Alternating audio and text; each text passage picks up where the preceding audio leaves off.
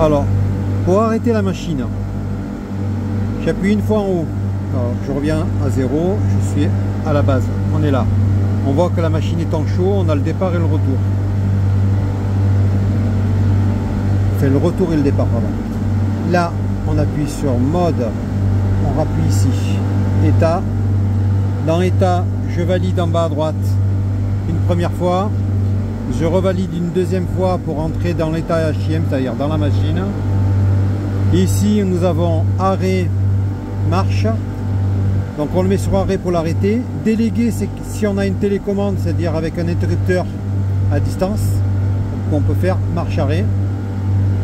Donc là, je vais arrêter la machine. Et je valide. Ici, la machine se met en arrêt. Un petit moment d'attente. Et après, la machine repart. On a ici aussi, si on veut voir dans l'état, savoir si le contrôleur de débit est bon. On descend par la droite avec la flèche. On va regarder, on a la charge, la capacité, circuit hydraulique.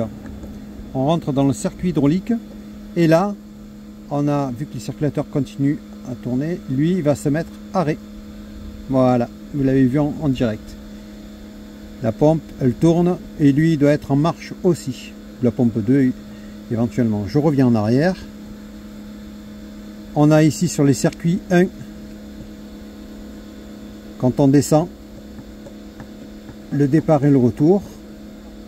On a le delta de l'eau qui indique en fait la charge de la machine. La charge elle va augmenter et la capacité c'est les compresseurs qui vont démarrer les uns derrière les autres pour aller jusqu'à 100%. 100%, tous les compresseurs sont en fonction. Et si aussi on a un défaut, admettons, je vais le mettre en pause.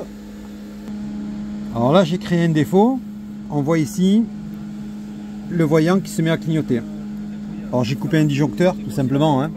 Là je vais le réenclencher afin de pouvoir inhiber le défaut. Ah, le défaut il est parti. Je vais le remettre pour rentrer dans les menus. Voilà. Donc je fais ça. Vous avez défaut ligne ventilateur, c'est parce que j'ai coupé un disjoncteur. Je rappuie ici. Vous avez effacement.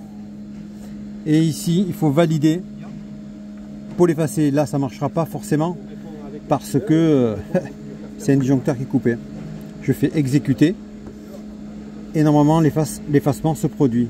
Bon, bien sûr, si c'est un disjoncteur, il faudra d'abord le renclencher ou voir la cause. À très bientôt.